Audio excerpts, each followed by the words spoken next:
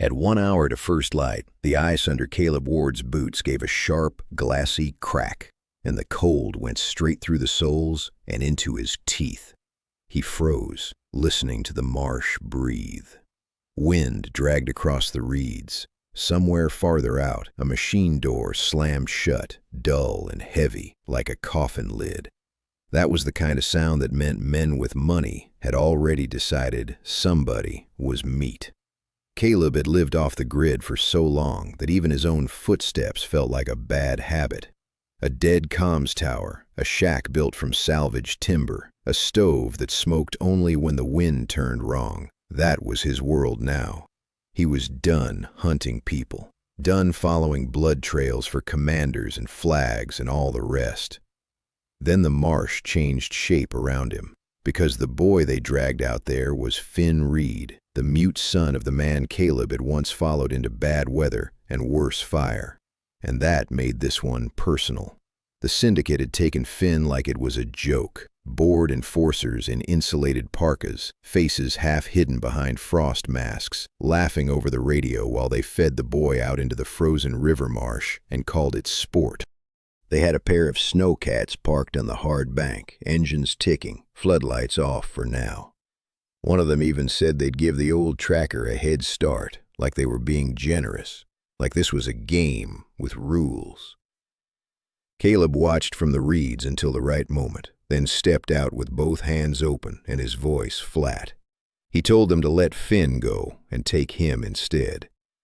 The tallest one laughed, but the laughing stopped quick when Caleb said he knew the marsh, the ice, the wind lanes, and every bad place they'd have to cross before dawn. He didn't beg. He didn't make a speech. He just traded himself in as quarry. And they took it, because men like that always think confidence is the same thing as control. So they gave him the head start.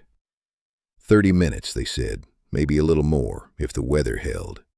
Caleb turned and moved into the white silence without looking back, already counting drift lines, pressure cracks, and the places where the reeds leaned wrong over the water.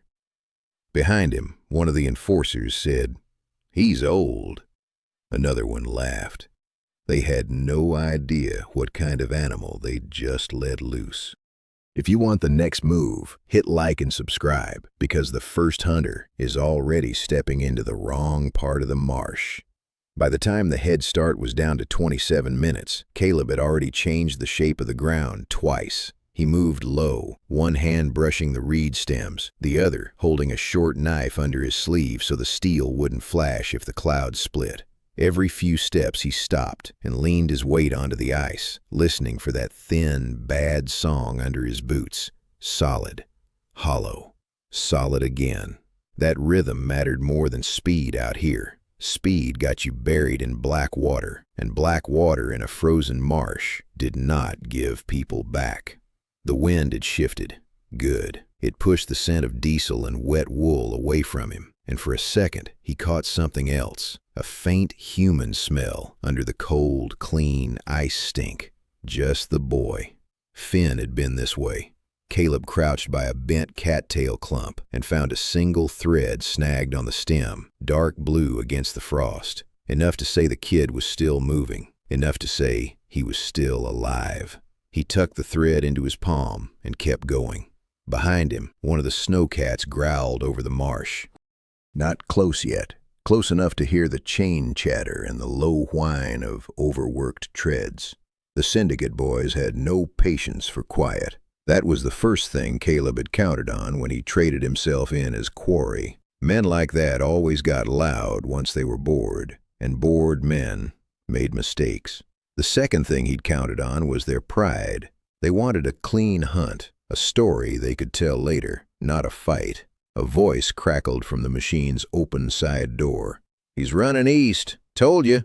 "Or trying to," another one said. You could hear the grin in it. "Old tracker's probably freezing in place by now." Caleb heard every word through the reeds and didn't move until the engine turned away. Then he slipped to his belly and crossed a narrow strip of ice so thin it sang under him like wire under tension. On the far side, he pressed his knife into the crust, broke a little crescent out of it, and covered the wet spot with loose reed tops. A man on foot would see it. A machine coming hard would not. He checked his watch. 22 minutes to first light. That was when he found Finn's second sign. It wasn't much. Just a line of 3 stones laid on the ice near a willow root, half hidden by drift. Caleb stopped dead. Old unit habit. 3 stones meant keep left. The commander had taught Finn that during long winter exercises, back when the boy was small enough to ride in a rucksack and never say a word.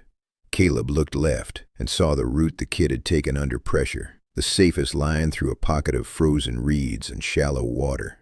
Good, smart boy. A gust of sleet cut across the marsh. Caleb pulled his hood tighter and listened again. The snowcat had stopped. Too soon. That meant somebody had dismounted. He eased up behind a wall of brown reeds and watched a single enforcer come in on foot, rifle low, shoulders hunched against the wind. Not worried. Not yet. He was scanning the ice like he expected a rabbit to pop out and die for him. The man's partner stayed back by the machine, laughing into a radio, and that was the mistake Caleb needed. 1 hunter alone could be worked. 2 could be managed. A cluster with confidence was always the easiest to split. Caleb slid one hand into the reeds and pulled free a length of frozen cord he'd cut earlier from the marsh fence line. He looped it around a leaning stem, then set a broken patch of crust under a thin layer of snow. Nothing fancy, just enough to make the footfall look safe, until it wasn't. The enforcer came straight at it, and somewhere beyond him, on the same line Finn had used, Caleb caught a tiny sound in the reeds, a quick scrape, like a boot trying not to be heard, which meant the boy was near, and somebody else had found him first. The man in the reeds never saw the bad patch until his heel dropped through. Caleb was already moving when he heard the slap of water under the ice. He yanked the frozen cord tight, and the snare bit hard around the enforcer's ankle. The man lurched, rifle flying wide, both hands shooting out for balance. The crust gave way under his weight with a wet crack, and in one ugly motion he crashed chest first into black water up to the ribs. Cold hit the hunter so fast it stole his breath. Caleb stepped in close, grabbed the strap across the man's shoulder, and drove him face first into the reeds before the rifle could come back around. Just a sharp grunt, a muffled splash, and a body going still under a skin of broken ice. He took the rifle, checked the chamber by feel, then dropped flat again because the snowcat engine farther back had changed pitch. That mattered. The syndicate boys had heard something. Caleb held himself against the reeds and listened. A radio burst, 2 short laughs, then a voice, bored and thick with heat from the machine cab. Did he break already? No, somebody answered. He's making us walk. Cute. They still thought they were dealing with a tired man in a bad coat, not a tracker who had spent half his life reading ground that wanted to kill him. That mistake had a shape to it. Caleb knew it well. Pride on top, fear under that, and underneath both of them, a need to look entertained. He crawled another 10 feet, then stopped dead when he saw the sign Finn had left for him. Just 2 bent reed heads pressed into the snow in a shallow V, pointing toward a narrow strip of firmer ice along the drainage cut. The boy had learned fast, too fast for a kid who was supposed to be running scared in the dark. Caleb's jaw tightened once. That meant Finn was still thinking, still making choices. He angled left, following the V, and the marsh opened into a low basin where the wind had polished the snow hard enough to shine. On the far edge, he spotted movement. One of the other enforcers, alone now, moving on foot with his hood up and his rifle hugged close to his chest. He was trying to cut across and get ahead of the quarry. Caleb could see it in the man's stride. He thought he'd found the clever route. Caleb lay still and let him come. The hunter passed within 20 yards, boots crunching over crust, breath steaming in front of his face. Caleb counted it out in his head. 3 steps. 4. The enforcer glanced toward the reeds on his right. and that was enough. Caleb hooked the man's ankle with the rifle barrel, twisted, and when the body went down, he slammed the stock across the knee joint hard enough to fold it sideways. The scream got swallowed by wind. Caleb didn't stay. He took the spare mag, rolled behind a frozen willow root, and came up with sleet stinging his cheeks. 35 minutes to first light. Enough time to finish the job if the marsh held. Not enough if the syndicate got its machines back in line. And then, through the reeds ahead, he heard it. Not an engine, not a radio, a single, careful boot step. Finn. Close. Caleb started toward the sound, slow and low, when a second set of boots answered from the wrong direction, cutting across the boy's track from the far side of the basin. One of the hunters had found him too. The second set of boots was coming from the wrong side, so Caleb stopped trying to go straight in and cut across the basin instead. He slid behind a low hump of frozen grass, checked his watch, and saw there were 29 minutes left before first light. That was not much time in a place like this. The wind had turned hard enough to sting his eyes, and the ice under the thin snow made a hollow sound every time he shifted his weight. One bad step, and he would vanish under the skin of the marsh without even giving the boy a chance to run. So he went slow. The old tracker kept his belly low and moved in short bursts between reed clumps, using the darker patches where the snow had drifted thin. The boy's route was still there, a slight drag in the powder, a broken stem, then another. Finn was doing what he could, which for a mute kid under pressure meant enough. Caleb caught a glimpse of him twice through the reeds, just a shoulder, then the back of a hood, then gone again. Close. Too close to the enforcer coming in from the far side. Out by the machine track, one of the syndicate men had dismounted to look for blood. He was talking into his collar, voice bored and ugly. "He's out here somewhere. Old man's probably crawling by now." Another voice answered from the snowcat behind him. "If he's smart, he's already dead." Caleb heard that and almost smiled. That was the problem with men who hunted for entertainment. They wanted the story to fit their mood. They wanted a tired prey animal. They did not want a professional with a bad temper and a clean line of sight.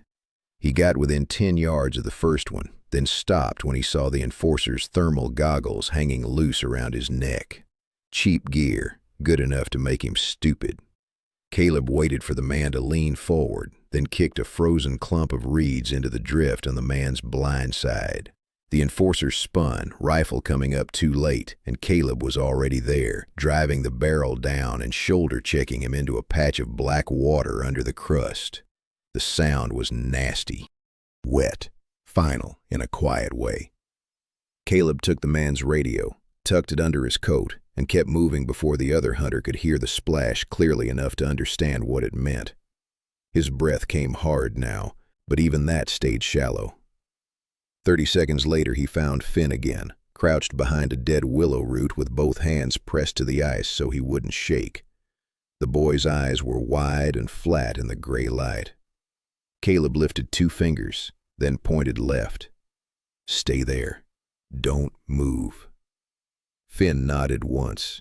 Not much, but enough. That was when the radio in Caleb's coat crackled to life with a burst of static and a voice from the machine line. "Where the hell is he?" A second voice answered, laughing. "Does it matter? The kid's cornered." Caleb looked up through the reeds and saw the beam of a flashlight sweep the basin from the far side. Deliberate. The other hunter had reached Finn's track and was following it straight toward the boy's hide. Caleb shifted his grip on the stolen rifle, felt the cold metal bite into his palm, and started around the willow root in a line so tight it barely existed. Then the flashlight stopped, and the beam settled on the boy's hood. Caleb closed the last few yards in a crouch, one boot sliding, the other feeling for solid crust before he trusted it. The flashlight beam was still sitting on Finn's hood, bright enough to bleach the snow around him. The hunter with it had his rifle tucked under one arm and was leaning forward, ready to grab the boy by the collar like he was hauling in a sack. Caleb waited for the man to shift his weight. Then he drove the stolen rifle, muzzle first, into the back of the hunter's knee. The joint folded. The man dropped with a sharp, animal sound, and Caleb hit him again under the jaw with the stock before he could yell. The flashlight spun away, throwing a white streak across the reeds, then landed face down in the snow and died under a thumb of frost. Finn flinched, but he didn't run. Good, that saved a second. "Move," Caleb said under his breath, and put one hand on the boy's shoulder so he knew exactly where to go. Finn pointed once, fast, toward the left side of the basin. There was no panic in it, just a choice. Caleb followed the point and saw it, a narrow cut in the ice, half hidden by drift, with reeds bowed low over the edge. A path. A bad one if you took it wrong, a good one if you knew where the ground held. The commander had taught the kid enough to survive a winter field problem, more than enough it looked like. Behind them, the fallen hunter made a wet, ugly sound and reached for his radio. Caleb knelt, took the set, and crushed the talk button with his thumb. "Wrong side," he said into it in a flat voice, then cut the battery loose with the knife. Just a useless radio, and one more blind spot for the syndicate to stumble into. Finn stared at him for half a second, then looked past Caleb's shoulder. The tracker turned and saw the second hunter coming in fast from the far bank, the beam from his own lamp whipping over the snow. He'd heard the scuffle, maybe not enough, maybe too much. Either way, he was closing straight into the basin, boots hissing over crust, rifle up now, and no longer bored. Caleb checked his watch. 21 minutes. He pulled Finn down behind a reed hump and pressed 2 fingers to his own eyes, then pointed at the gap under the willow root. "Stay low. Stay there." Finn nodded once and slid into the shadow of the stems, disappearing almost at once. Then Caleb stood where the hunter could see him. The man skidded, surprised. Caleb let him have that surprise for 1 heartbeat only, then fired low at the snow under the hunter's right boot. The shot kicked a fistful of ice up into the man's face. He jerked back, blinded for a second, and Caleb was already moving, straight in, along the edge of the cut, using the glare from the frozen surface to hide his own shape. The hunter fired blind. The round chewed through reeds where Caleb had been a moment before. A second shot cracked from farther out on the marsh, not at Caleb, at the boy's hiding place. Finn didn't cry out, he just dropped flatter. And Caleb, hearing that shot, knew the rest of the syndicate had finally figured out where the real prize was. Caleb did not waste a second on the shot itself. He threw his weight sideways, dragged Finn by the hood, and dropped both of them into the dead pocket behind the willow root before the sound had even finished bouncing off the ice. Snow dust came down on their backs, thin, sharp flakes from the reed tops. The boy's eyes were wide, but his mouth stayed shut. Caleb saw that and gave him one hard nod. "Stay down." Finn answered with a quick tap on the ice, twice, then pointed past Caleb's shoulder toward the cut. Somebody was moving there already. That was new. The syndicate was no longer guessing. They were coming in with purpose. Caleb checked the watch on his wrist. 18 minutes to first light. The sky was still gray, but the east had started to lift in a dirty, pale strip over the marsh. Just enough change to make mistakes easier to see. He took the stolen radio from under his coat, keyed it once, and spoke in a voice that was flat enough to sound like one of theirs. "Wrong basin. He's crossing north." He killed the set before anyone could answer. A second later, from far out on the machine line, a voice barked back through the static. "Who's on that channel?" Nobody answered. Good. Caleb leaned out just enough to watch the basin. The first hunter had backed off the boy's track and was now turning toward the false line Caleb had just fed them. Cheap thermal goggles, bad judgment, and a rifle held too high. He was looking for a running target, not a man lying in the reeds waiting for him to commit. Caleb let him keep walking until the ice under the hunter's left foot reached the thin crescent he had broken earlier.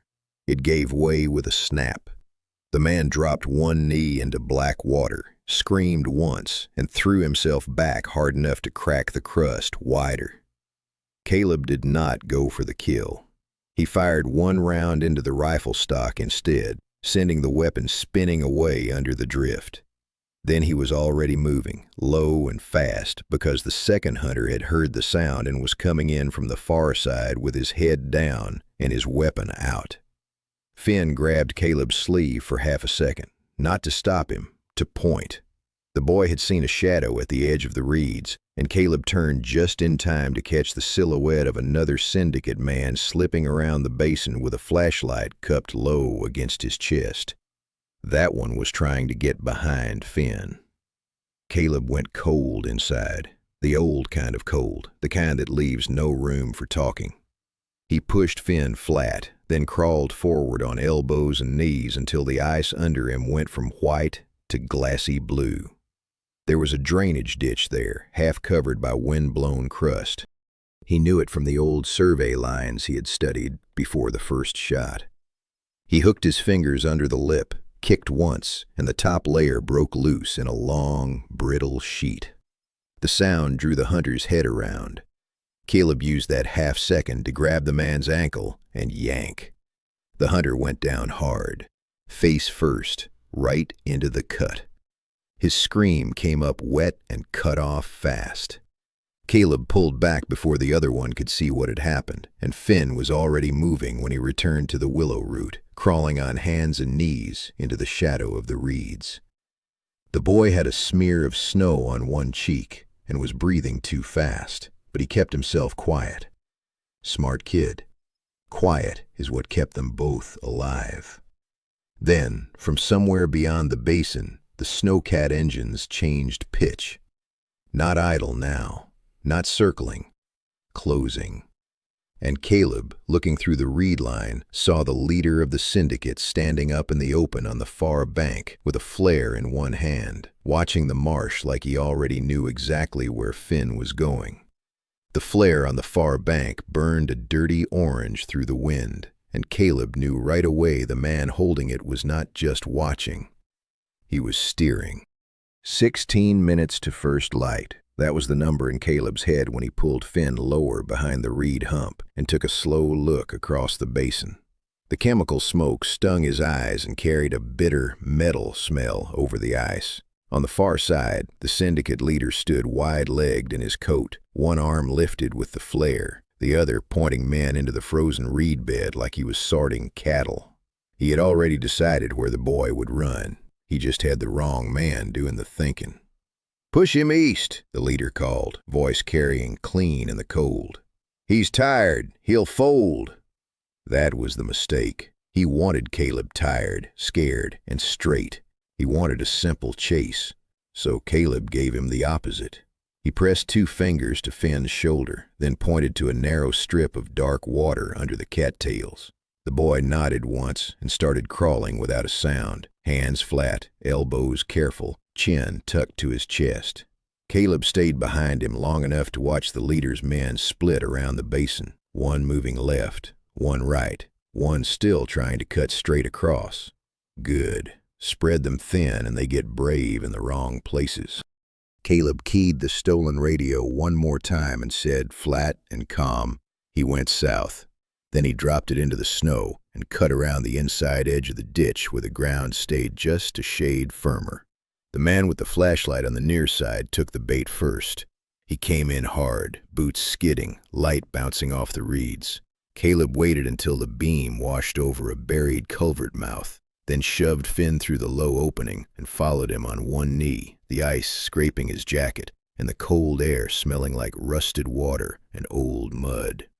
The tunnel was tight, just a service pipe half sunk into the marsh, but it gave them cover and a better exit line. On the far bank, the leader saw the pipe opening vanish under snow as the boy disappeared, and his face changed for the first time. Not fear yet, just irritation. He thought the tracker was hiding. He thought the quarry was panicking. "He's trying to slip the boy out," the leader said into his collar. "Cut the south edge, now." Caleb heard that through the pipe mouth before the static swallowed it. He smiled once, without humor. Finn came out the other side in a crouch, breath sawing too fast, hands red from the cold. Caleb touched the back of his hood and pointed him toward a line of broken posts rising out of the marsh. Old markers, half buried. Enough to keep to if the snow shifted. The boy moved. Caleb turned back just as the man with a flashlight reached the culvert opening and leaned in to check it. That was when Caleb stepped up behind him. One hand locked the rifle sling. The other drove the butt of the captured rifle into the base of the skull, hard enough to drop the man without a second sound. Caleb let the body slide into the pipe and kept the weapon. No shouting, no wasted motion. He checked the chamber by touch, glanced once at the posts and then at the line of machines on the far side. The snowcats were still there, engines idling low now, black shapes under the growing light, and the leader was no longer smiling. Because he had finally seen it, the quarry was not running away from the hunt. It was moving around it. Caleb started toward Finn, but the wind shifted again, and with it came another sound from behind the machines. A second engine, heavier, already crossing to cut off the service posts. The leader's men were trying to box them in between the marsh and the stranded snowcats. Caleb heard the tread bite into the ice and knew they had just closed the wrong side of the net. Caleb did not move right away. He watched the man with the flare hold the bank in his glow, watched the light wobble in the wind, and watched the syndicate boys answer him like dogs hearing a whistle. They were trying to close the marsh the fast way now, not the smart way. That told him they felt the clock. 12 minutes to first light. He hooked 2 fingers under Finn's sleeve and drew him back from the post before the boy could even ask. Finn looked up once, face pale under the hood, and Caleb pointed him toward the narrow ditch line running behind the marker stakes. The boy slid off without a sound. Good. Quiet saved lives out here. The wind brought the stink of flare smoke, diesel, and wet rope over the ice, and somewhere to the right, a snowcat revved hard enough to rattle the reeds. On the far bank, the leader kept his body square to the marsh and raised the flare higher, like he was measuring the night with it. He thought the tracker was cornered now. He thought the quarry had run out of room, so he started doing what men like that always do when they get impatient. He made the movement bigger. One hand cut left, 2 men on foot broke wide, the machine on the rear line rolled forward, treads crunching over snow crust, aiming to push the pair into the open. Caleb saw the shape of it in one glance. They were trying to turn the frozen reed bed into a funnel, drive the boy straight, turn him slow, and force the tracker to choose between the ice and the guns. Old trick, lazy trick. It worked on people who thought panic was the same thing as speed.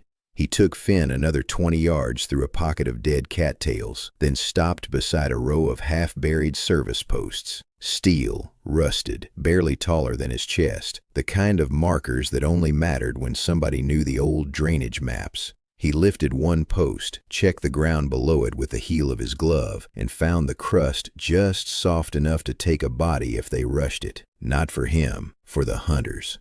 Then he heard the leader speaking again, voice sharper now. "You see him?" A pause, a grunt from the machine line. Then, movement near the posts. Caleb's mouth went thin.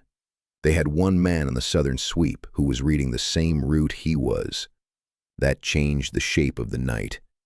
He glanced once at Finn, then at the dark line of reeds ahead. "Stay low. When I push, you crawl." Finn nodded. Caleb believed him. He moved out from the posts just enough to show a shadow, and the nearest hunter bit. A rifle cracked from the bank.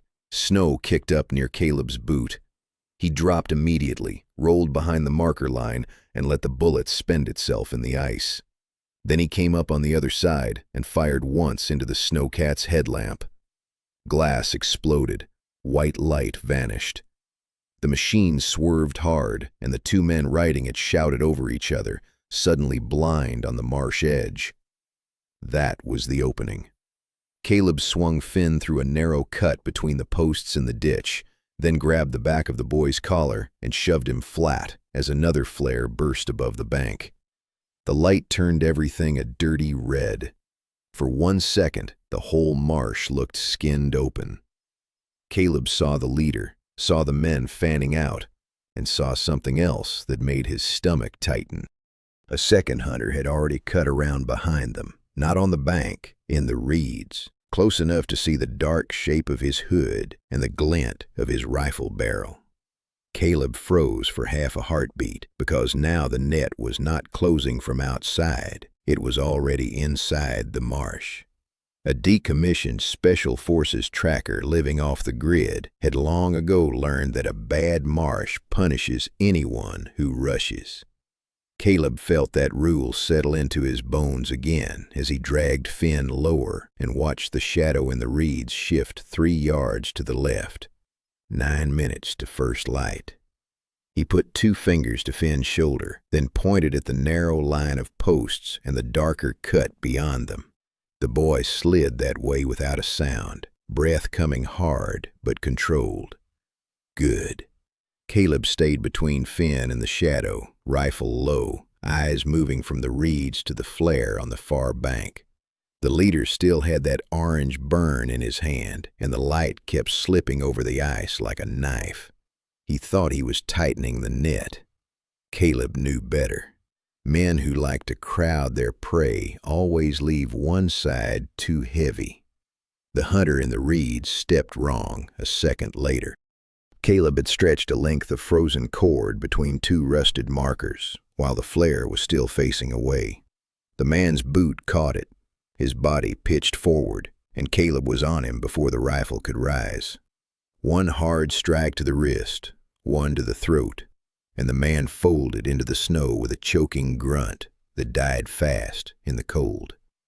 Caleb took the radio off his chest, crushed it under his heel, and kept moving. Across the basin, the leader saw the stumble and thought it was proof the tracker was running out of room. He lifted the flare higher and barked, "Push the left edge. He's trying to drag the boy to the posts." He was wrong. Caleb wasn't dragging Finn anywhere. He was opening a lane. The next hunter came in from the far side with his light low and his shoulders tight, trying to cut off the boy before he could reach the dead willow roots. Caleb used the glare from the flare to hide his own movement, slipped behind a bent marker, and drove the rifle stock into the back of the man's knee. The leg buckled. Caleb followed with a short elbow to the jaw and shoved him face down into a strip of black water so thin the crust broke like sugar. The man came up sputtering and blind, and Caleb was already gone. Finn pointed once, fast, toward a sunken line of planks half buried under snow, an old maintenance path. Caleb saw it at the same time he saw the snowcat on the bank start to turn. The machine had finally committed. Its tracks bit into the frozen lip of the shore and slid. Not much, just enough. One of the syndicate boys swore over the engine while the leader shouted at him to keep it straight. Caleb caught that from the reeds and almost smiled. Their confidence was leaking. All he needed was one more crack. He reached Finn at the planks, pressed a hand to his back, and guided him low as another flare burst overhead.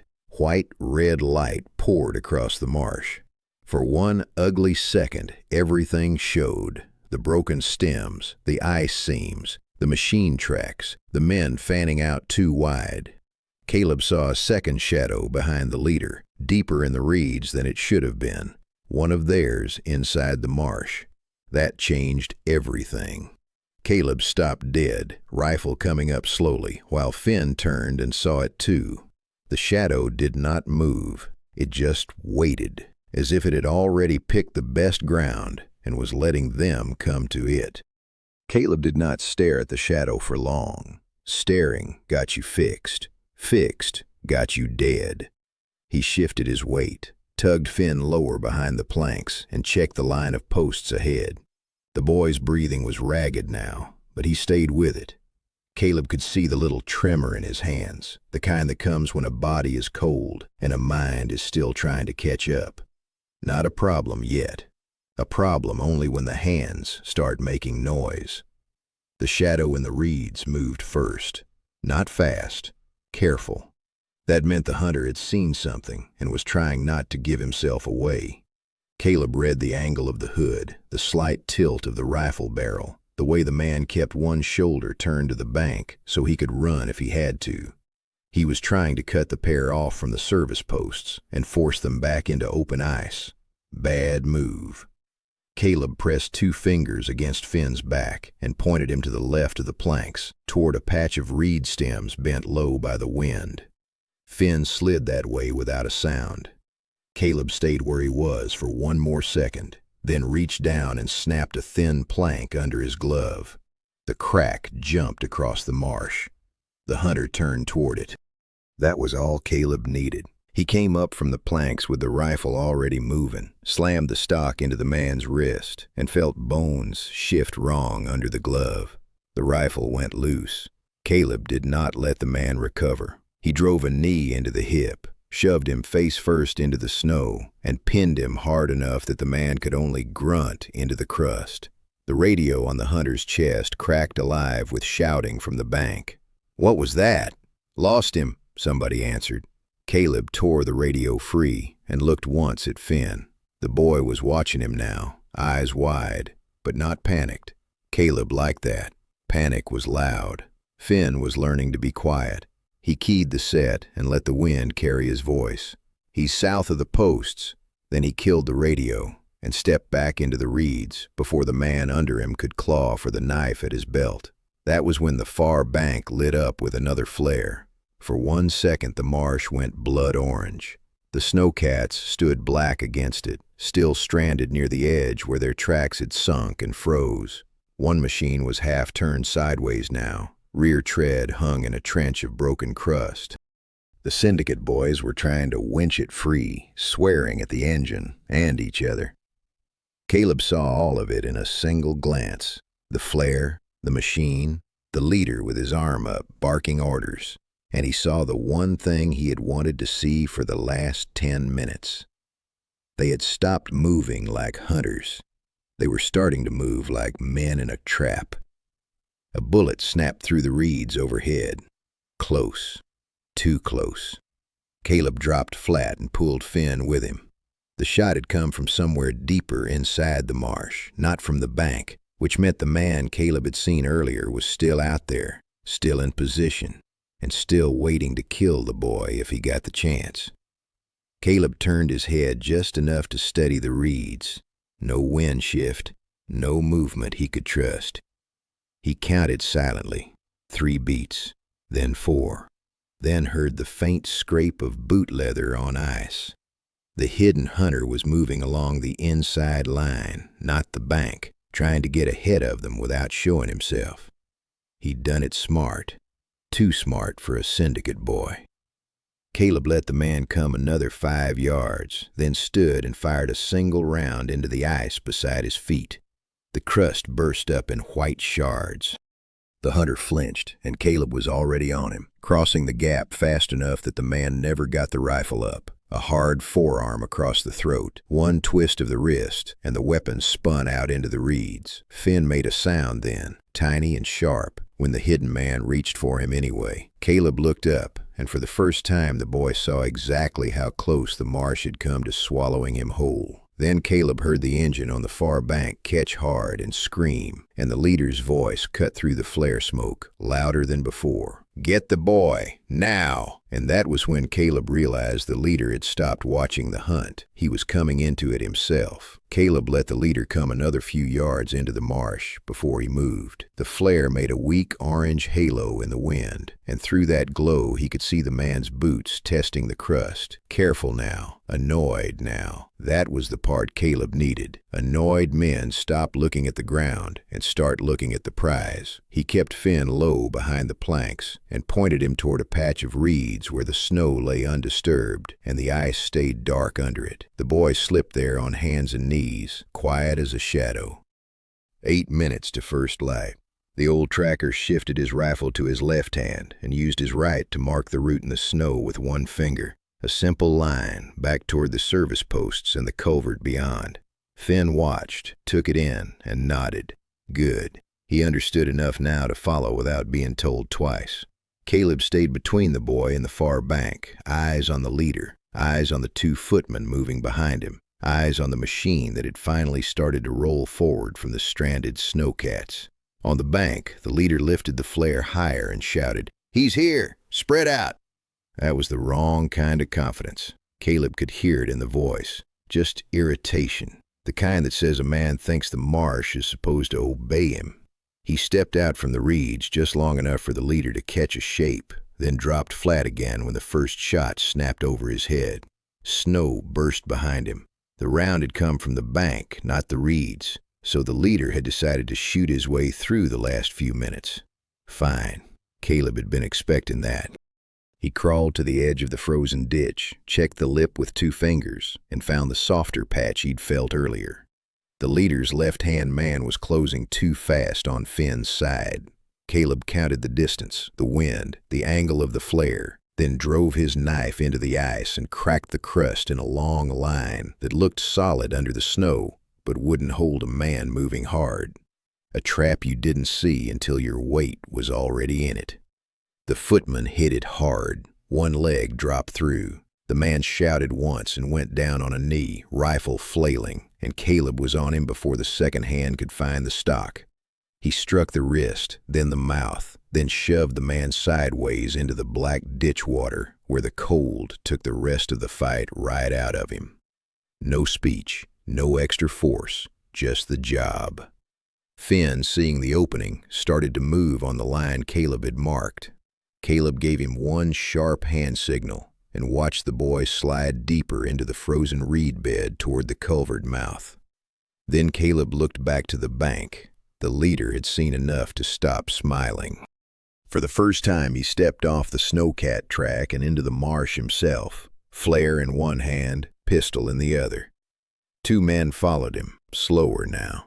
One of them was shouting into a radio that kept breaking up under the wind. Caleb heard the static and the clipped words, and he knew they were trying to box him in from 3 sides. But the marsh was changing, the light was changing, and the leader had just walked where Caleb wanted him. The tracker rose from the ditch, moved 3 fast steps to the side, and let the flare light his face for 1 second on purpose. The leader saw him and fired. The shot missed by a foot. Caleb answered with 1 round at the flare hand, not the chest. The leader jerked back with a curse, the flare dropping into the snow and hissing out under the wet crust. Darkness swallowed that patch of the marsh all at once, and in that same second, from somewhere behind Finn's position, a different radio barked to life with a new voice saying, calm as stone, "I've got the kid." Caleb went still, because that was not one of the men on the bank. Caleb did not answer the voice. He stayed flat in the reeds and listened to the marsh swallow the sound instead. 6 minutes to first light.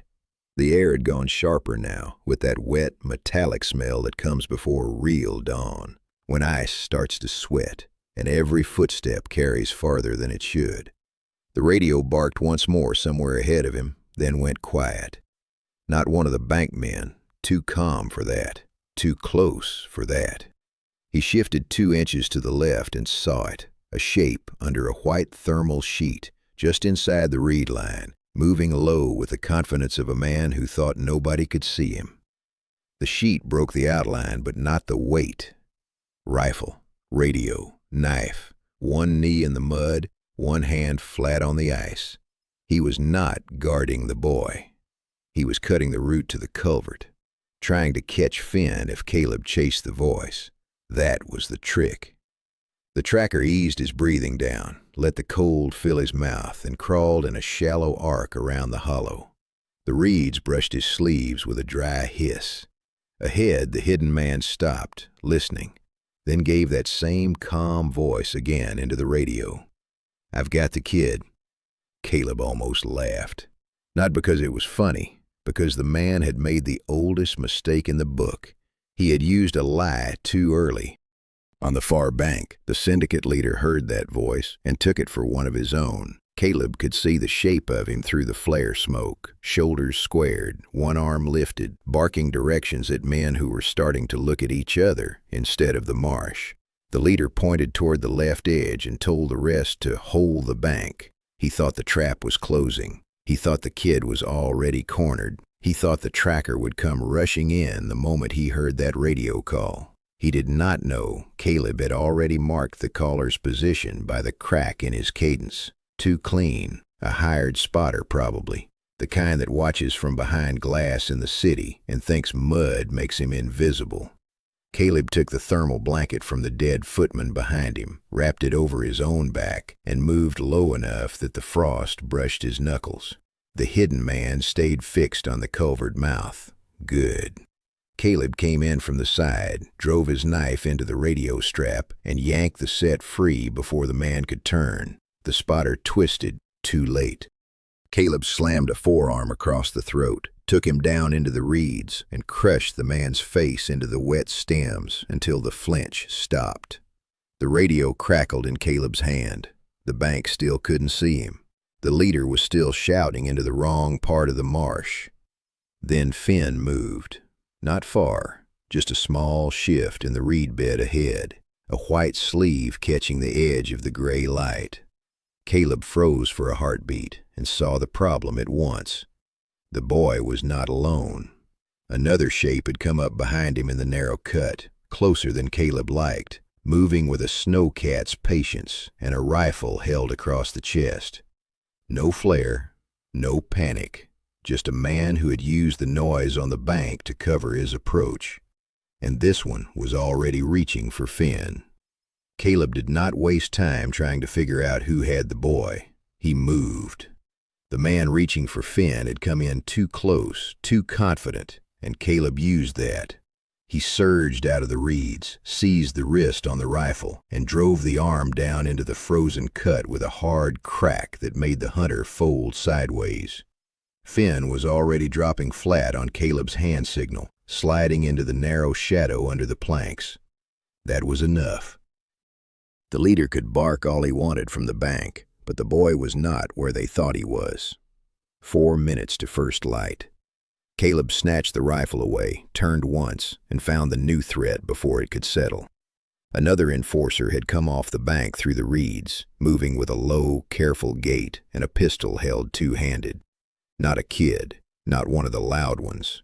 This one had the look of a man who'd done dirty work before and didn't need to enjoy it.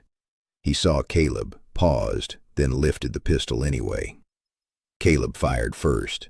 The round hit the snow just in front of the man's boot, threw a burst of white shards up into his face, and bought Caleb one clean step. That step was enough. He crashed into the man's center line, smashed the pistol arm aside, and drove a shoulder into the chest hard enough to knock the breath out of him. The enforcer went back into the reeds with a grunt, one knee collapsing under him. Just the marsh doing what it always did to a man who stood wrong on it. Behind them, the leader on the bank was shouting over the wind now, telling his people to stop drifting and close the line. Caleb caught the word line and almost smiled. He glanced once at the stranded snowcats, saw the nearest machine still half buried in the broken shore ice, and then heard Finn make the smallest sound from under the planks. Not fear. Warning. Caleb turned and saw the problem before it reached him. The reed line to his left had bent twice in the same place. Someone was already cutting the inside route. That meant the syndicate had finally stopped guessing and started hunting like professionals. Good. Better. That made them predictable. He put his back to the planks, kept Finn behind him, and watched the reeds split as another figure came through. This one had no flare, no machine, and no hurry. He moved with the same calm as Caleb, the kind that comes from knowing the ground and trusting your own feet. A hired spotter, maybe, or somebody worse. He stopped when he saw Caleb, and for a second both of them held still, reading each other across a strip of black ice. Then the man smiled. That was the first real mistake of the night. Caleb shifted his weight and let the first light start to catch the edge of the marsh behind the man. The east was opening, gray and weak. Enough to show the shape of the culvert, enough to show the boy, enough to show that the syndicate had spread too thin. The spotter raised his hand toward his collar, probably to call the bank. Caleb shot him in the thigh before the thumb reached the mic. The man dropped hard, screaming now, and the sound brought the bankman moving all at once. The leader lost patience. Caleb heard the engine from the snowcat jump as somebody finally got it free, and the tracks on the shore started to spin against the ice. Finn crawled out from under the planks and caught Caleb's sleeve. The boy pointed past the culvert. Caleb looked. A second body was there in the reeds, half hidden, one gloved hand on a rifle, eyes on Finn. And this time the man was not alone. Caleb did not wait for the second man to settle his grip. He stepped in on the first half-breath, shoved Finn hard into the reeds with one hand, and jammed the butt of the rifle into the wrist of the closer hunter. Bone gave a short, dry crack under the glove. The pistol fell into the snow. Caleb caught the man by the front of the coat and drove him backward into the reed edge until his boots lost the crust and the whole body pitched down into black, open water. Deep enough. The hunter came up coughing, one arm thrashing, and Caleb took the chance to look past him. The far bank was lit in strips now. The leader had moved off the bank and into the marsh, which meant the game was no longer the game. The man had left the safety of the machines. He was angry enough to come in person. That changed the shape of the whole night. 2 minutes to first light. Caleb grabbed Finn by the sleeve and hauled him low across the broken line of planks. The boy kept his footing, hands out, body flat. Good. He had stopped acting like a scared kid and started acting like someone who understood there was only one way out. Ahead of them, the service culvert lay under a thin crust of snow and wind-blown reeds. Caleb had used that route before. He knew where the ice held and where it would crack under a running man. Behind them, one of the syndicate men shouted, "He's in the reeds!" Another voice answered from the bank, tight and ugly. "Stop chasing the shadows. Push the line." Caleb heard the panic under it. The boy was still the prize, but the leader had begun to understand that the tracker was making him spend people to get there. That was the point. Men like that always thought numbers solved things. All numbers do is show you where the losses are. Caleb and Finn reached the culvert mouth, and the tracker dropped to one knee to check the opening by touch. Cold metal, frozen mud, a thin film of ice on the inside wall. Passable. Tight, but passable. He touched Finn's shoulder once, gave him the look that said, "Go now," and watched the boy slip into the darkness under the marsh. Caleb followed on his hands and knees, rifle first, shoulders scraping the pipe sides. The air inside smelled like rust, old water, and the sour edge of trapped mud. Behind him, outside, boots thumped over the planks. One of the syndicate men had found the opening too late and was rushing to the mouth. Caleb stopped moving, listened, then fired one round through the pipe wall at the sound of the man's breath. The shot punched a hole in the side of the culvert and took the pressure out of the outside world. A shout, a stumble, then nothing but the hiss of the wind. Finn crawled ahead of him until the pipe widened into a half-frozen drainage pocket. The boy looked back once, face pale and rimmed with frost, and pointed upward. Caleb followed the gesture and saw it. Footprints, fresh, crossing the snow above the culvert exit. The leader had not waited for his men. He had gone around. Caleb's eyes narrowed. That was worse. Better, too. A man who gets personal makes mistakes he can feel later. He shoved Finn toward the far end of the pocket, then turned back toward the narrow opening above them.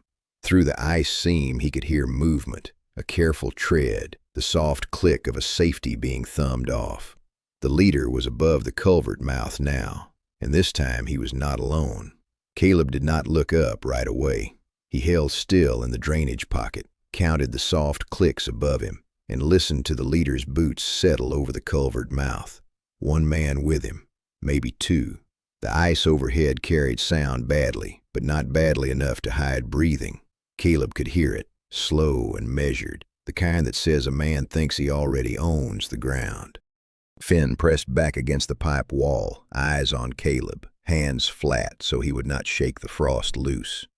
1 minute, Caleb whispered. The boy nodded once.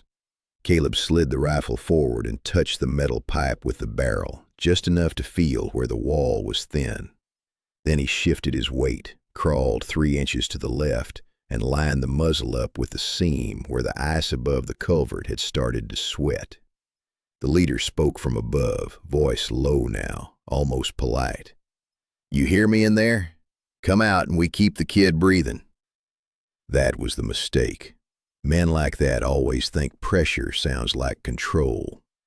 Caleb fired straight up through the seam. The round punched through the crust and took the leader in the forearm.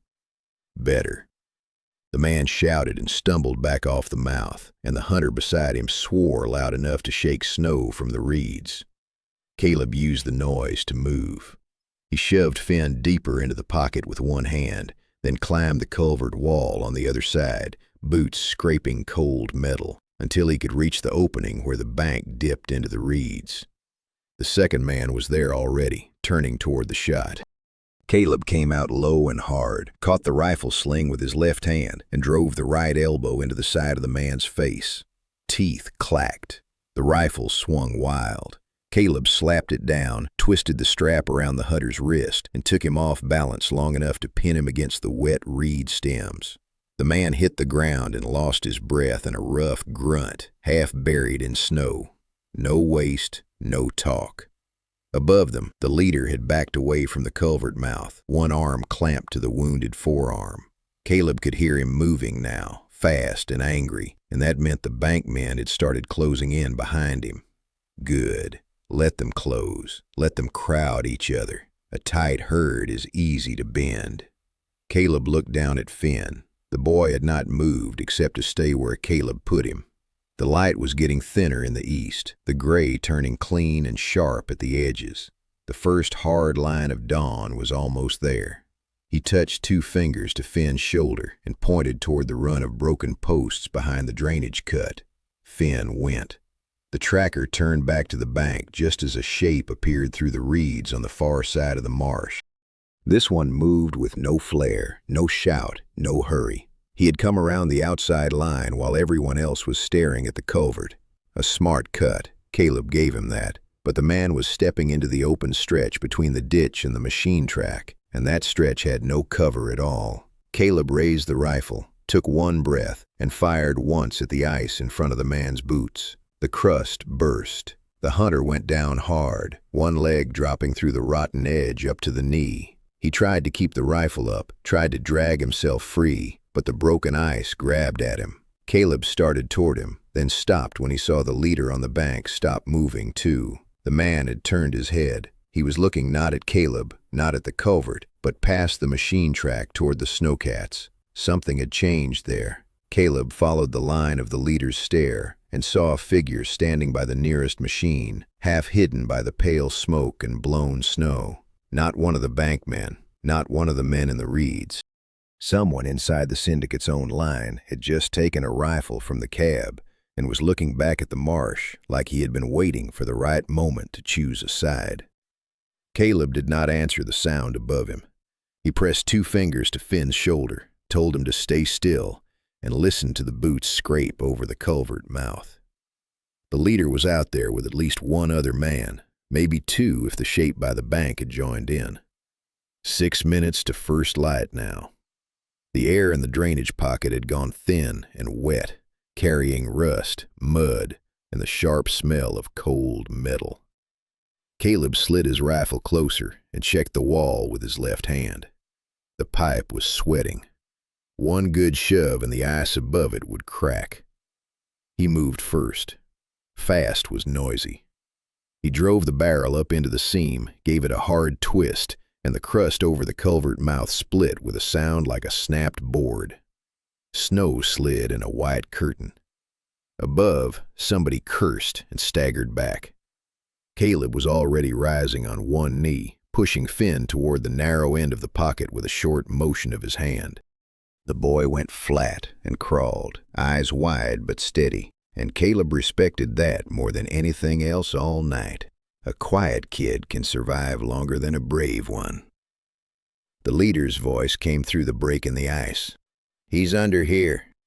Caleb heard the uncertainty under it. Good. He fired once through the new crack, not at flesh, at the light. The round hit the flare case in the leader's hand and burst a white spray of sparks into the wet air. The glow died in a hiss, and the marsh went dim enough for Caleb to move again.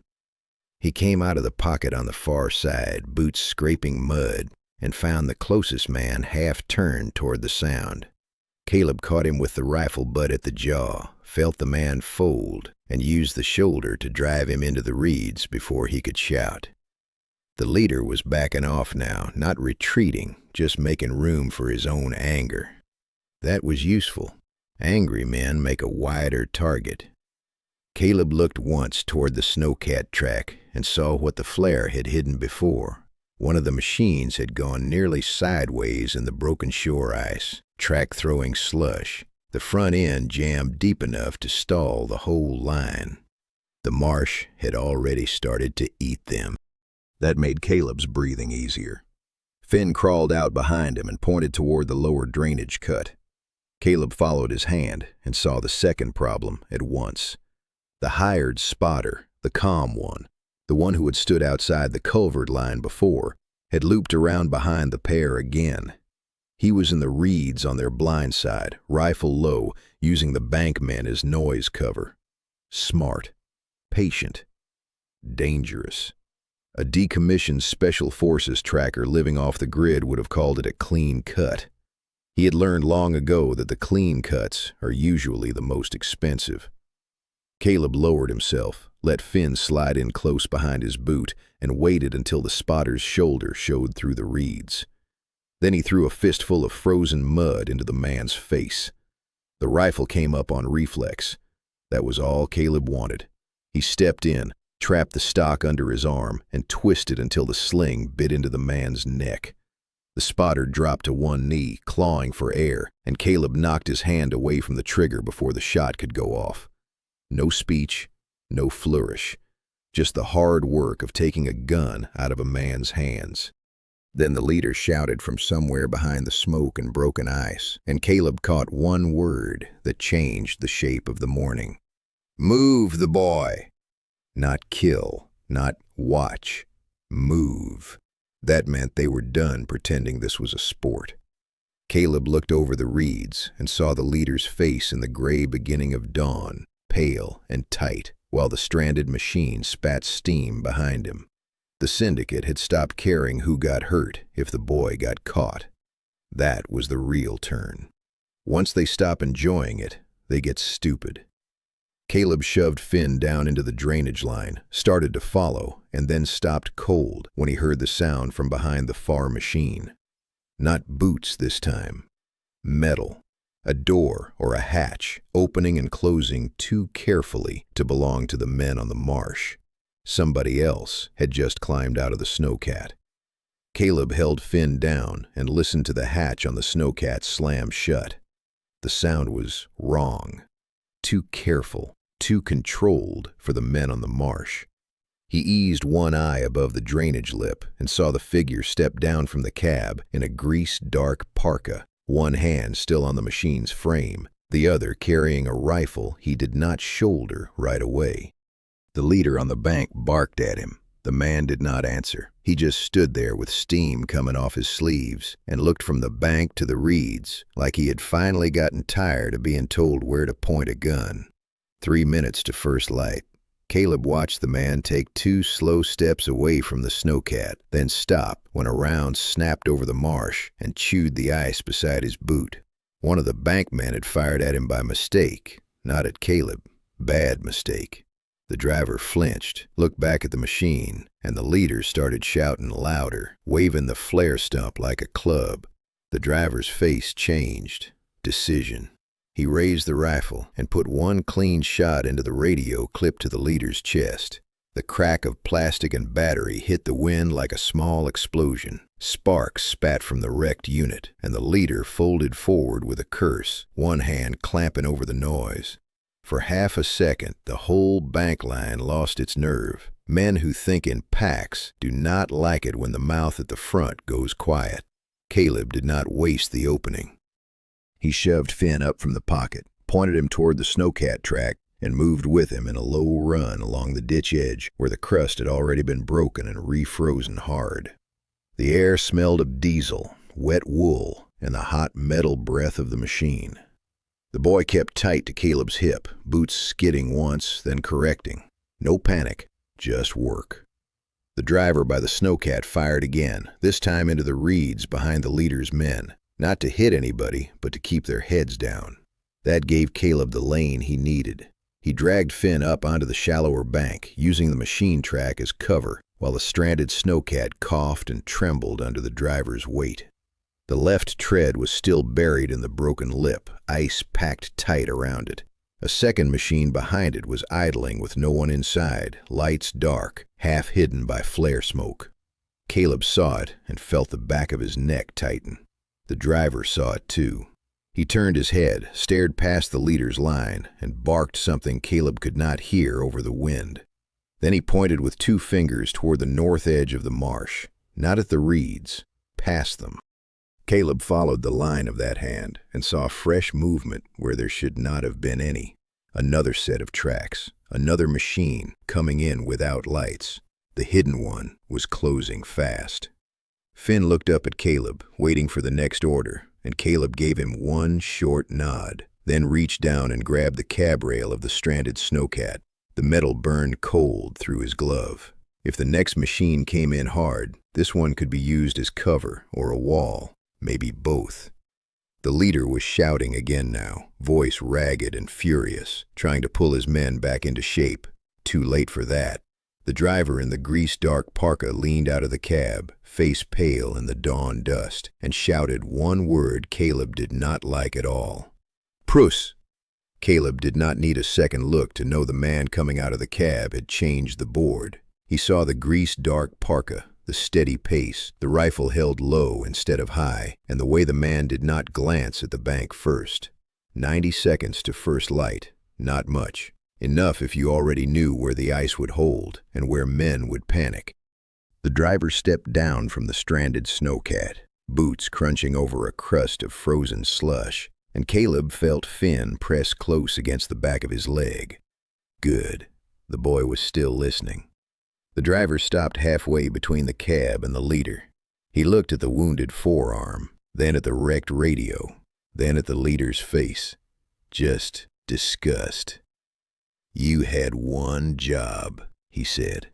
The leader barked back, hoarse and angry, trying to sound like a boss while his arm bled into the sleeve. "Get back in the machine." The driver shook his head once. That was all. Then he lifted the rifle and put one shot into the leader's shin. The man went down hard in the snow, screaming, and the whole line of enforcers jolted at once. One man on the bank turned too fast and slipped on the lip of the ice. Another raised his weapon but did not fire, because nobody wants to be the first one to guess wrong when the machine crew starts eating its own. Caleb used the brake exactly the way he should. He shoved Finn behind the rear tread of the stranded snowcat and dropped to one knee by the towing eye.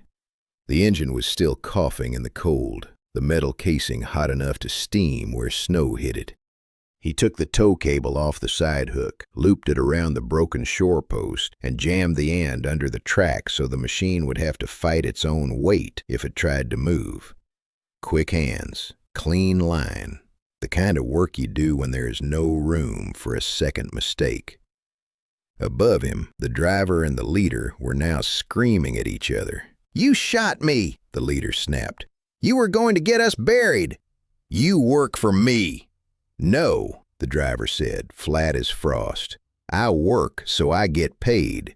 You brought a hunt into a frozen reed bed, and you lost control." That was the fracture. Caleb felt it settle in his gut. The bank men heard it too. They stopped looking at the reeds and started looking at the 2 men in their own chain of command, which meant the chain was already breaking. Finn crouched beside him, one hand flat on the snowcat's track, eyes on Caleb. The boy pointed toward the north edge of the marsh. Caleb followed the finger and saw the next problem before the leader did. A second machine was coming in without lights. Not one of the stranded snowcats, another unit, slower, deliberate. It moved with the headlights killed and the body riding low, as if the driver did not want the others to know he was there until the last possible second. Caleb counted the distance, the broken ice, the line of reeds, and the route behind the cab.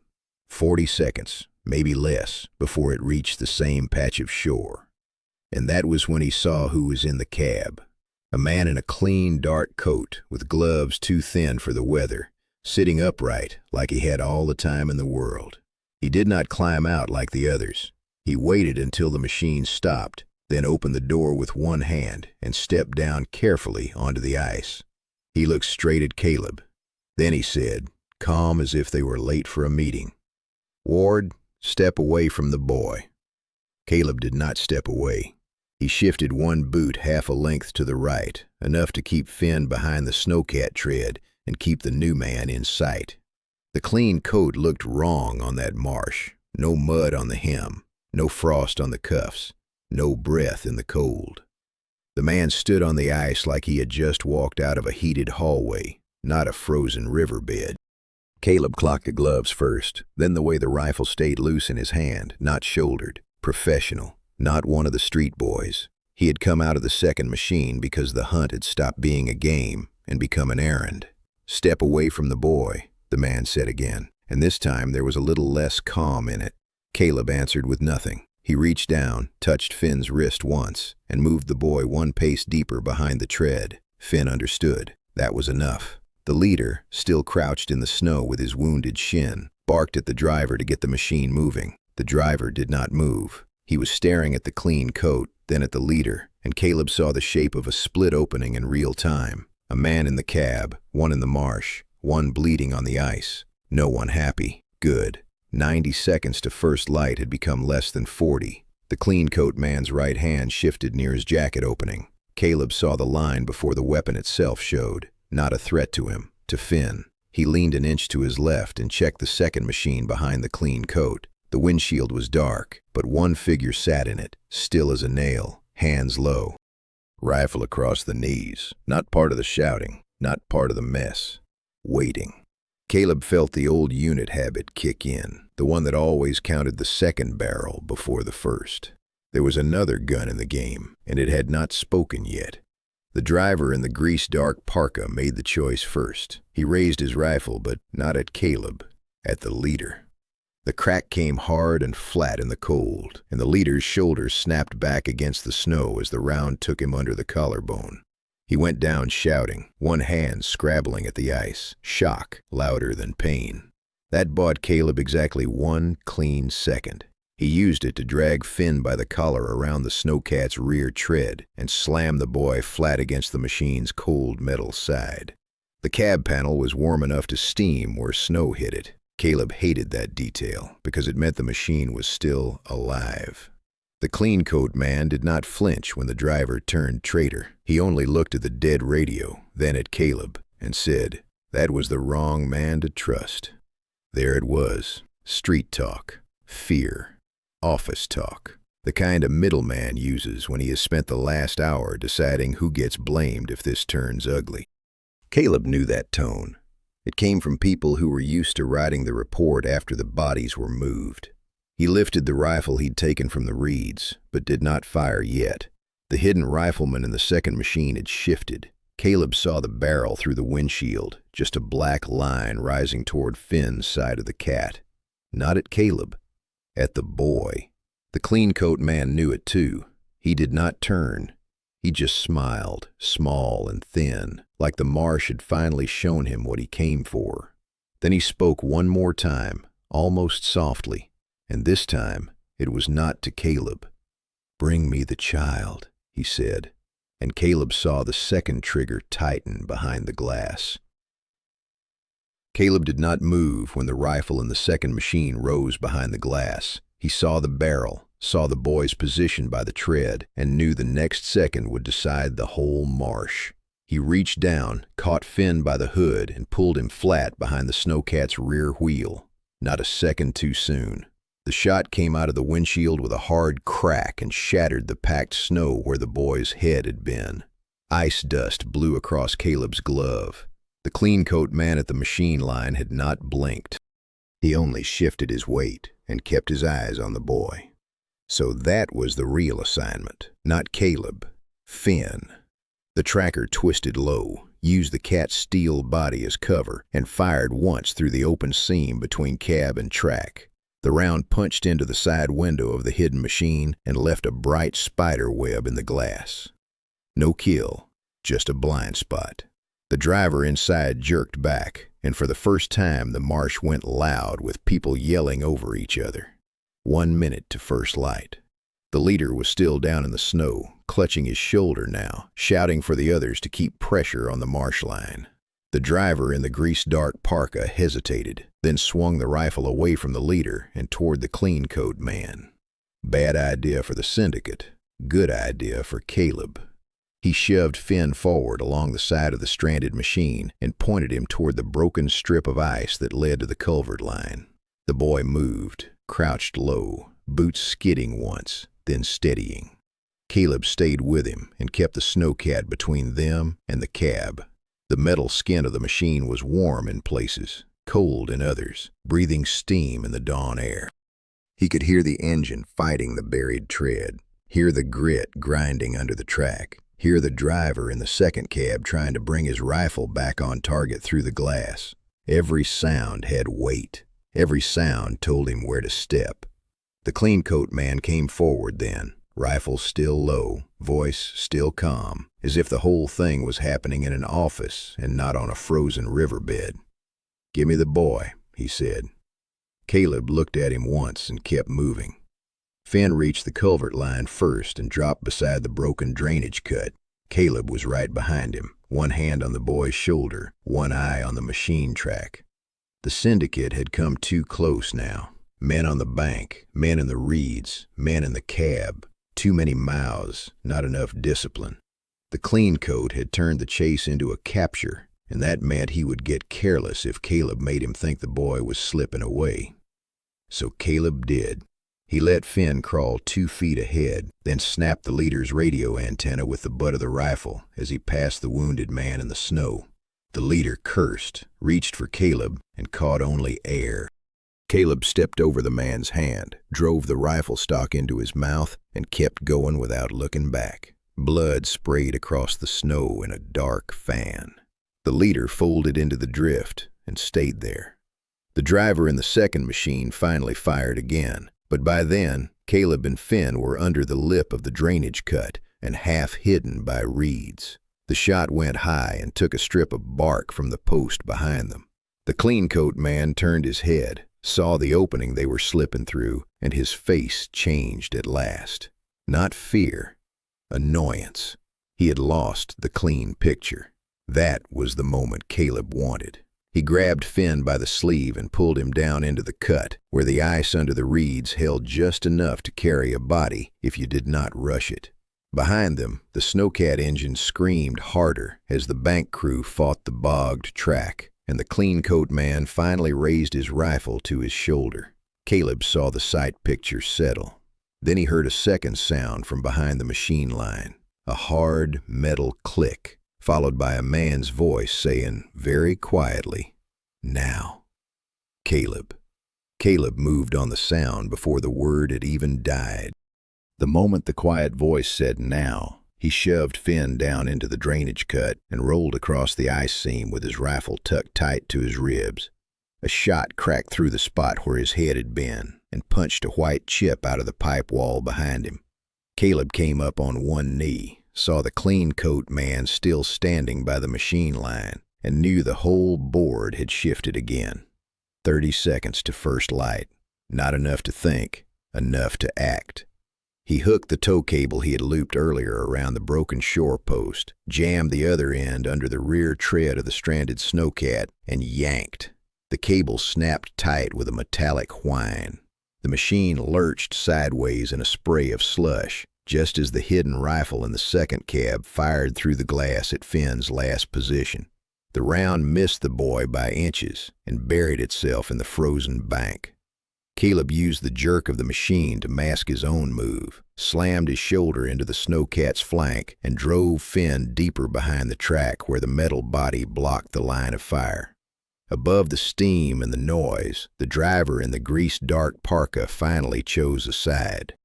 He kicked his door open, stood in the cab with snow blowing into his face, and fired twice into the second machine's windshield. Glass burst inward. The hidden shooter behind the glass jerked back, his aim broken. The whole line of enforcers flinched at once, because now they had a machine crew shooting at itself. That was the kind of mistake men do not recover from cleanly. The clean coat man did not flinch. He stepped through the drifting steam with his rifle still low and his voice still even. "You should have stayed in the reeds, Ward." Caleb answered with a short burst into the snow at the man's boots, just enough to kick up ice and force him to stop. Finn crawled to Caleb's heel, one hand on the ground, the other pressed tight to his own chest. The boy was breathing fast now, but he was still quiet. The track was clear ahead if Caleb could keep the clean coat busy for one more breath. He used the cab door as cover, leaned out, and saw the driver in the parka already climbing down from the machine with his rifle turned toward the syndicate men on the bank. That should have helped. It did, for half a second. Then the clean coat man smiled. Not big, not wide. Just enough to show he had expected this all along. His left hand came out of his coat with a compact black pistol, flat and ugly, and the muzzle came up straight toward Finn. Caleb saw it, saw the distance, saw the angle through the steam and the wrecked tread, and felt the marsh go cold around him. Because the driver in the parka was still moving, and the man in the clean coat had not fired yet. Caleb fired first. The round cracked through the cold and punched the clean coat man's pistol hand sideways before the barrel could finish rising.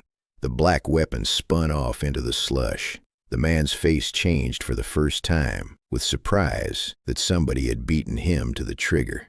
Caleb did not give him a second to recover. He drove Finn down behind the snowcat's rear tread, reached out, and hooked the tow cable around the clean coat's ankle as he stepped.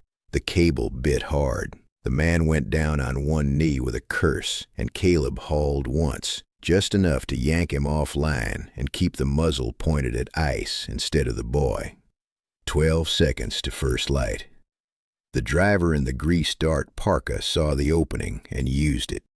He rammed the stranded snowcat sideways, metal groaning over frozen slush, and slammed the machine into the clean coat man's shoulder like a battering ram.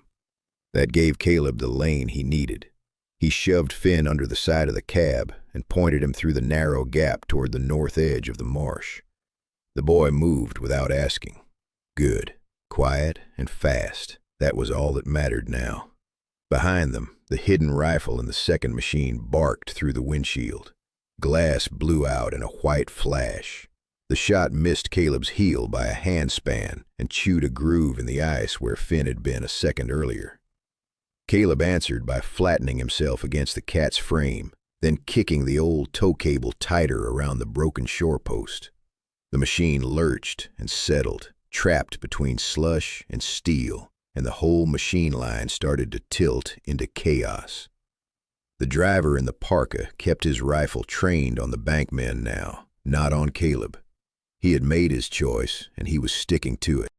That left the clean coat man half pinned, one knee in the snow, one shoulder crushed against the cab body, still reaching with his free hand, as if the whole marsh were still supposed to obey him. Caleb saw the movement and struck again, this time with the rifle butt, hard into the wrist. The clean coat's fingers spasmed open. Something small and black clattered into the ice. A radio. New. Tight. Expensive.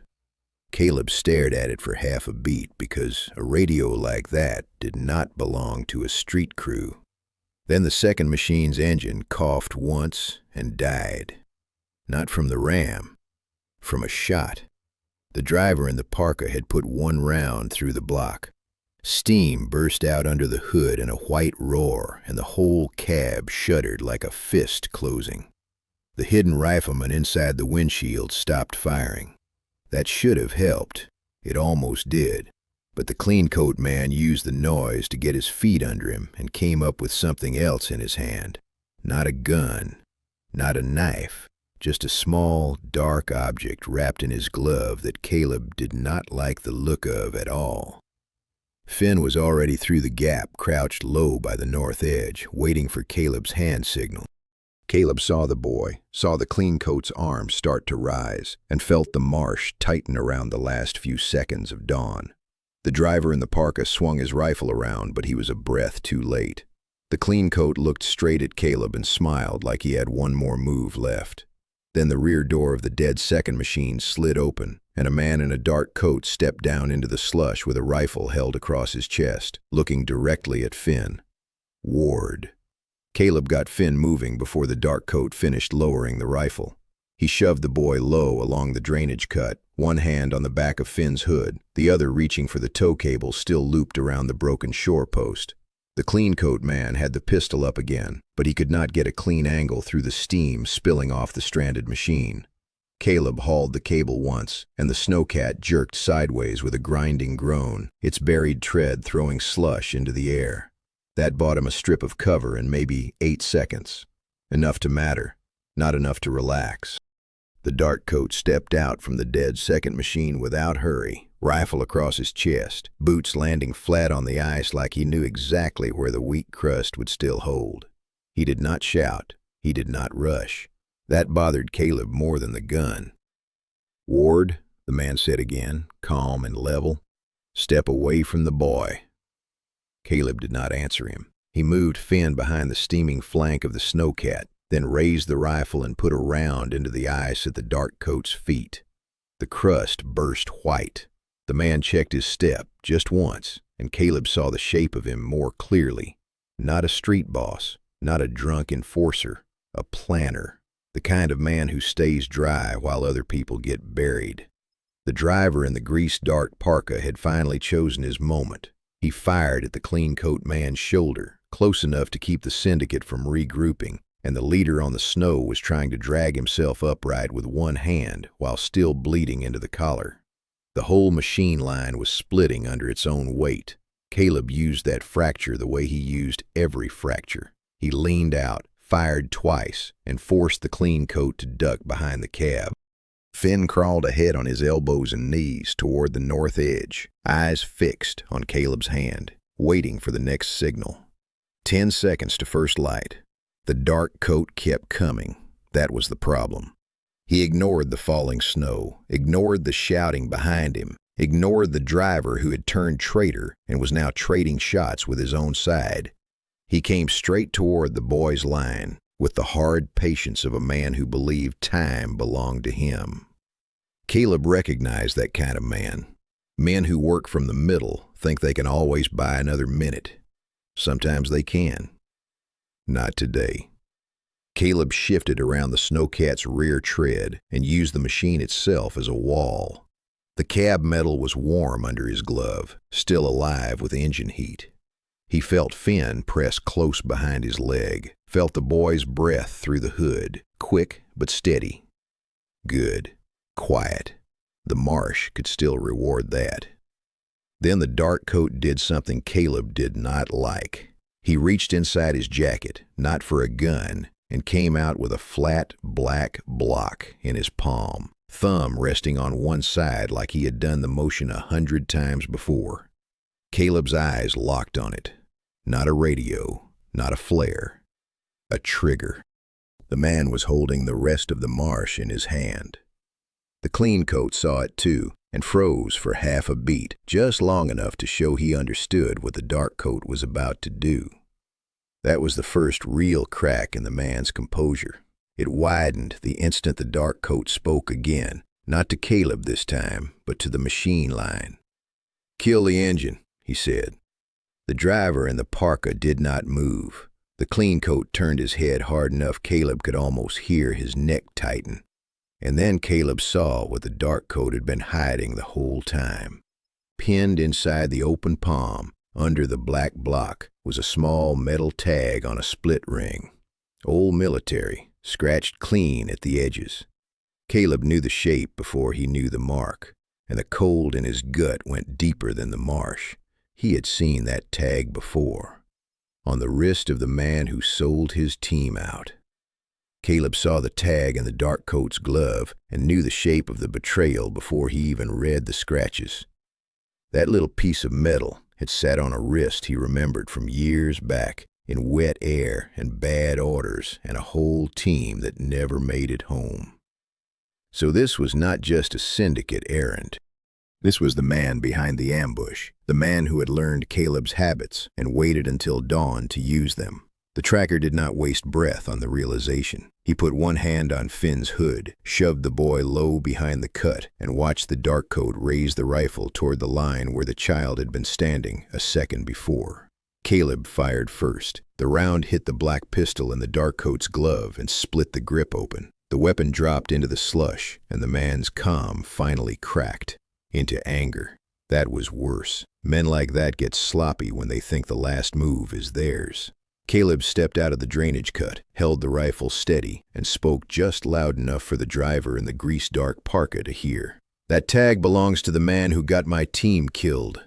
The driver froze, not because he was soft, because he recognized the tag, too. For one thin second, the marsh went quiet, except for the engines. Then the driver in the parka took one look at the clean coat man, one look at the tag in his glove, and understood exactly who had been giving the orders all night. He lifted his rifle and put a round into the clean coat's shoulder. The man spun, slammed sideways into the cab door, and lost his balance on the ice. The syndicate line broke right there. Men who had been following a polished voice all morning suddenly had to choose whether to keep obeying or stay alive. Caleb did not give them time to choose. He pulled Finn out of the cut and moved him along the snowcat track, staying low behind the machine body while the driver kept the clean coat pinned. The hidden rifleman in the dead second machine tried to swing his barrel back onto Finn, but Caleb saw the movement in the windshield reflection and shot the glass at the same moment. The pane burst inward. The rifle stopped. The machine did not. The snowcat behind them lurched one last time, its buried tread finally breaking free of the slush. The engine screamed, then caught, then drove hard into the ice line because the driver had had enough of taking orders from men in clean coats. The machine's nose slammed the frozen lip, and the whole front end dropped with a brutal crunch. The dark coat stumbled with it. One leg went through the broken crust up to the thigh. He threw his arms out, still trying to reach for something in his jacket, still trying to stay upright on a marsh that no longer respected him. Caleb did not go after him. He did not need to. He just watched the ice take what the gun could not. The boy kept moving beside him, silent as ever, one mitten brushing the cab for balance. Behind them, the driver in the parka had turned his rifle away from Caleb's back and was covering the remaining men on the bank. That was enough. The chase had spent itself. The marsh had made its choice. The first strip of true daylight hit the river reed edge then, pale and sharp, and the whole frozen flat opened up in front of them like a map finally laid on a table. Caleb looked once over his shoulder. The clean coat was down in the broken ice, fighting the machine tread and losing. The leader was still in the snow, one arm useless, staring at the broken chain of his own men. No one else was moving toward Finn. No one else was moving toward Caleb. He touched the old military tag in his pocket and felt the cold bite through the cloth. A bent piece of metal had done more than a whole night of barking. That was the lesson the marsh left in the snow. The thing that looks small enough to pocket can still pull a giant machine off the road if it catches the right seam. Caleb and Finn crossed the last stretch of hard ice without running, past the stalled snowcats, past the steaming hoods, past the men who had started the hunt and would have to live with how it ended. The boy looked once at the broken tread, then ahead to the open bank, and kept going. That was the only victory that mattered now. Not the bodies, not the noise, just the fact that the kid was still walking at all. The marsh went quiet behind them, except for the soft rattle of metal cooling in the sun. If you want more hard-edged stories like this one, Stay with the channel and subscribe, because the next one is waiting somewhere colder.